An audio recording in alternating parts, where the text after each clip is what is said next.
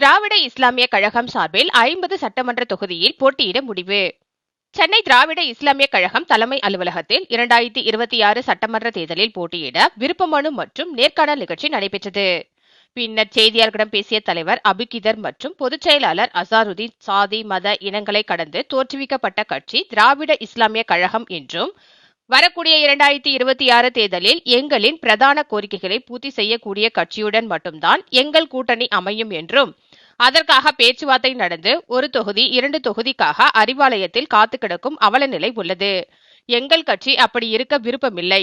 மேலும் எங்கள் கட்சிக்கு வலுவாக ஓட்டுகள் உள்ள தொகுதிகளில் நாங்கள் தனித்து போட்டியிட போவதாகவும், குறிப்பாக 50 தொகுதிகளில் எங்கள் வாக்கு வங்கி நன்றாக உள்ளதாக நாங்கள் தனித்து போட்டியிட போவதாகவும் தெரிவித்தனர். அதற்காக இன்று விருப்பு மனுக்களை வாங்கி வருவதாகவும் அவர்கள் தெரிவித்தனர். இந்த செய்தியாளர் சந்திப்பில் மாநில பொருளாளர் நிஷார் அகமது, மாநில செயலாளர் ரஃபிக் அகமது உள்ளிட்ட மாநில துணைத் தலைவர்கள், மாநில இளைஞர் அணி, மாணவர் அணி தலைவர்கள் கலந்து கொண்டனர். ஏக இறைவனின் சாந்தியும் சமாதானமும் அன்பும் அருளும் நம் அனைவர் மீதும் என்றென்றும் நிலவட்டும் என்று ஏக இறைவனை பிரார்த்தித்தவனாக, அன்பிக்கினிய பத்திரிகை நண்பர்களே, உங்கள் அனைவர் மீதும் சாந்தி சமாதானம் உண்டாகட்டும் என்று ஏக இறைவனை பிரார்த்தித்தவனாக, திராவிட இஸ்லாமிய கழகம் சார்பாக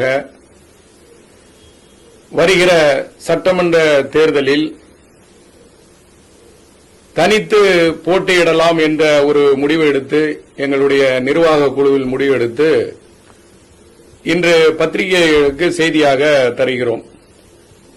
நாங்கள் தமிழகம் முழுவதும் எங்களுக்கு ஆதரவாக இருக்கக்கூடிய இடங்களில் மக்கள் எங்களுக்கு எங்கெல்லாம் ஆதரவாக இருக்கிறார்களோ அங்கெல்லாம் ஒரு 50 தொகுதியில் போட்டியிடலாம் என்று முடிவு செய்திருக்கிறோம். கூட்டணி பேச்சுவார்த்தையும் நடந்து கொண்டு இருக்கு.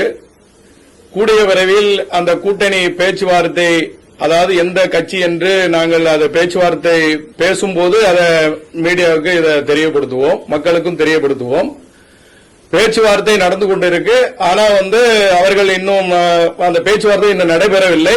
பேச்சுவார்த்தை முடிந்த பிறகு அவர் எந்த கட்சியில் நாங்கள் சேர்ந்து கூட்டணி அமைத்து போட்டியிடுகிறோமோ அதை மக்களுக்கு நாங்கள் தெரியப்படுத்துவோம்.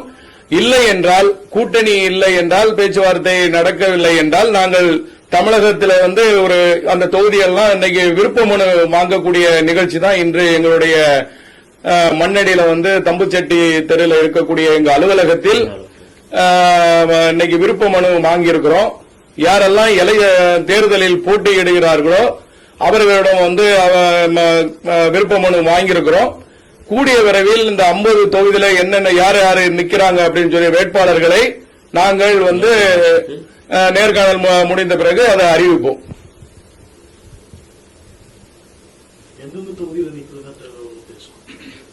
அதாவது தனியா நின்னா நம்ம சென்னை, காஞ்சிபுரம், அதாவது நம்ம சென்னையில இருக்கக்கூடிய சென்னை மாவட்டங்கள்ல இருக்கக்கூடிய எல்லா இடங்கள்லயும் நிக்கிற மாதிரி, மற்றபடி ஊர்களில் கன்னியாகுமரி மாவட்டத்தில் நிக்கிற மாதிரி அங்கெல்லாம் நமக்கு ஆதரவாளர்கள் இருக்கிறாங்க. ராமநாதபுரம் மாவட்டம், இப்படி நம்ம ஒரு குறிப்பிட்ட மாவட்டங்களை நம்ம வச்சிருக்கிறோம். செங்கல்பட்டு, காஞ்சிபுரம், திருவள்ளுவர், சென்னை. இப்ப சென்னைன்னு சொல்லும் போது எம்எல்ஏன்னு சொல்லும் போது அதே ஒரு நார்மலாக அதிகமாக இருக்குல்ல, ஒரு 14 கிட்ட இருக்கு சென்னைக்கு. அப்படி இருக்கும்போது நாங்கள் அந்த மாதிரி ஒரு போட்டியிடலாம்னு சொல்லிட்டு நாங்கள் இன்னைக்கு விருப்ப மனு வாங்கியிருக்கிறோம். கூடிய விரைவில் அது முறையாக பத்திரிகையாளர்களுக்கு அதை அறிவிப்போம். குறிப்பிட்டு சொல்லணும் அப்படின்னா, வண்ணாரப்பேட்டை தொகுதி, ஆர்கே நகர், ராயபுரம், துறைமுகம் தொகுதி சென்னையில இது அதிகப்படியான வாய்ப்பு இருக்கு நாங்க போட்டியிடுறதுக்கு. அதே போல செங்கல்பட்டுல எடுத்துக்கிட்டீங்கன்னா, செங்கல்பட்டு, செய்யூர், மதுராந்தகம், திருப்பூர் சட்டமன்ற தொகுதி, இந்த 4 தொகுதி செங்கல்பட்டுல. காஞ்சிபுரம், அதுலயும் திருவள்ளூரும் பேசிட்டு இருக்கோம், நம்ம வேட்பாளர்கள்கிட்ட போயிட்டு இருக்கு. அதன் அடிப்படையில் அதுக்கப்புறம் வில்லிவாக்கம், பெரம்பூர், டி நகர் சென்னையில. வில்லிவாக்கம், பெரம்பூர், டி நகர்ல கட்டாயமா நிக்கிறது. அதுவும் வேட்பாளர்கள் நேர்காணல் முடிஞ்சிருச்சு. ஆல்மோஸ்ட் அதுவும் விருப்ப மனு வந்துருச்சு. அது கட்டத்தில் அதுவும் முடிவு எடுத்துட்டு இருக்கோம். அது போயிட்டு இருக்கு நிர்வாக குழுல.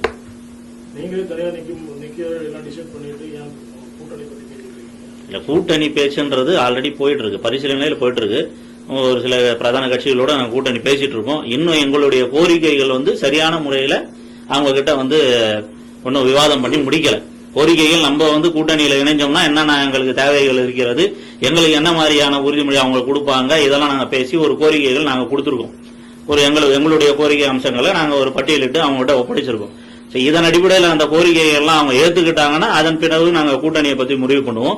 எங்களுடைய கோரிக்கைகள் ஏதாவது ஒரு முரண்பாடு இருந்ததுன்னா நாங்க தனித்து போட்டியிட என்பது முடிவு எடுத்திருக்கோம். இந்த அடிப்படையில இப்போ திமுகவுல பாத்தீங்கன்னா சமுதாய அடிப்படையில நிறைய கட்சிகள் வந்து பிரதான கட்சிகள் போயிருக்கிறாங்க.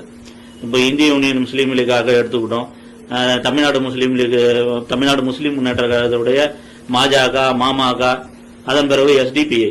இப்ப இந்த மாதிரி பிரதான கட்சிகள் போனால அதாவது தனித்தனியா விமர்சனம் தனித்தனியா போயிட்டு அவங்களுக்குள்ள கூட்டணி பேச்சுவார்த்தை பண்ணி ஆளாளுக்கு ஒரு 2 சீட்டோ 1 சீட்டோ இந்த மாதிரி தான் வாங்கிட்டு போயிருக்கிறாங்க.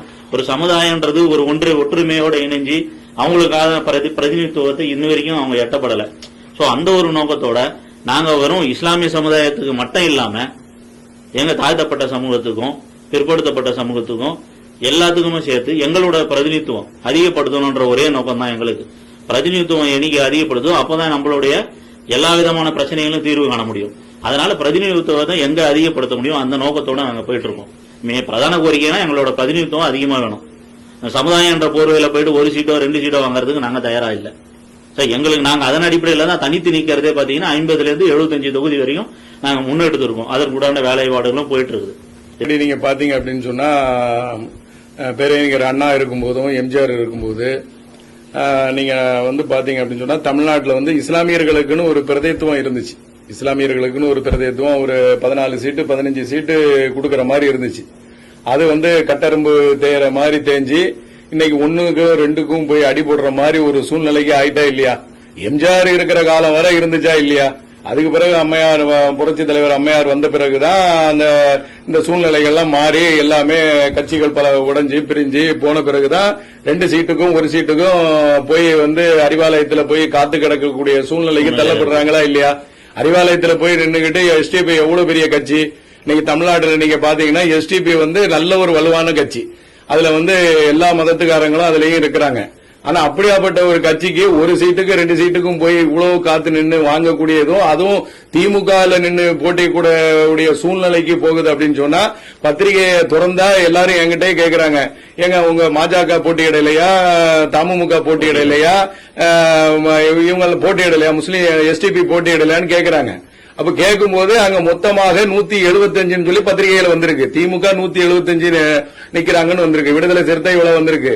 அப்ப எல்லா பிரதித்துவமும் இப்படி வரும்போது ஆனா இஸ்லாமியர்களுக்குன்னு வரும்போது அங்க என்ன ஆகுது? திமுகல தான் இருக்கு. ஏன்னா அவங்க வந்து ஒரு தலைவராக இருக்கிறவங்க எல்லாத்தையும் தொடர்ந்துதான் அந்த கட்சியில போய் இணைந்துதான் அவங்க போட்டியிட முடியும். அப்போ 175 அங்க எல்லாம் தேடுறாங்க. என்ன SDPI இல்லையா? என்கிட்ட எத்தனை பேரை கேட்டிருக்காங்க, பத்திரிகையை பார்த்துக்கிட்டு SDPI நிக்கலையா, தமுக நிக்கலையா அப்படின்னு கேக்குறாங்க. அப்போ இந்த சூழ்நிலை தான் இன்னைக்கு தமிழ்நாட்டில் இருக்கு. அப்போ திமுக தான் 175 இடத்துல நிக்குது, மற்ற இஸ்லாமிய அமைப்பு இல்ல.